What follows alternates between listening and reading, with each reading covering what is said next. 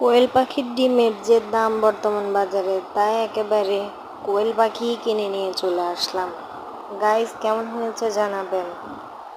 আমার কথা হলো, কান টানলেই মাথা আসে।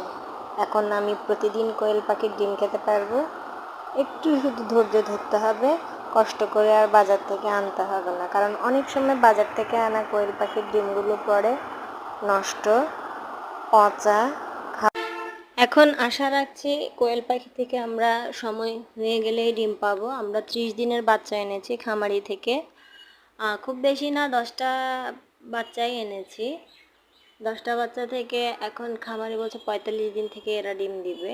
ডিম দিলে আশা রাখছি 10টা পাখি থেকে অন্তত করে যদি আমি এভারেজে গড়ে 5টা করেও ডিম পাই প্রতিদিন, তাহলে কিন্তু আমার বাচ্চাদের প্রোটিনের সমস্যা পূরণ হয়ে গেল।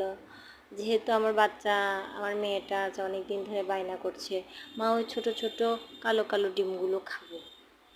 এখন ডিমের তো অনেক দাম, আর গরমের দিন ডিম দোকান থেকে এখন কিনতে গেলেও দেখা যাবে নষ্ট বেশিরভাগই, কারণ আমার পুরনো অভিজ্ঞতা আছে।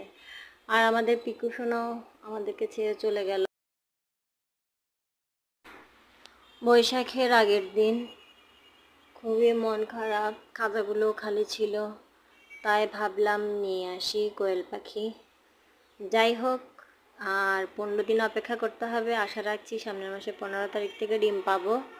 দোকানে 100 টাকা করে, 80 টাকা করে, 90 টাকা করে ডিম কেনার চাইতে ঘরে বসে নিজে বাচ্চাদেরকে সুন্দর করে ডিমও খাওয়াতে পারবো, পাখির সাথে এনজয়ও করতে পারবো। আমার ছোট বাচ্চাটা তো সেই খুশি। সবাই সবাই দোয়া করবেন, আর আপডেট জানার জন্য অবশ্যই আমাদের সাথে থাকবেন। আমার চ্যানেলটা সাবস্ক্রাইব করতে ভুলবেন না যদি ভালো লাগে। আর আপনাদের এরকম কোনো ছোট্ট অভিজ্ঞতা থাকলে আমার সাথে শেয়ার করবেন। যদিও কোয়েল পাখির সাথে আমার পুরাতন একটা অভিজ্ঞতা আছে, ভালো না, ডিম পেতাম না, আর পরে বাধ্য হয়ে পাখিগুলো আমি খেয়ে ফেলেছিলাম, কিছু আবার কিছু বিক্রি করে ফেলেছিলাম।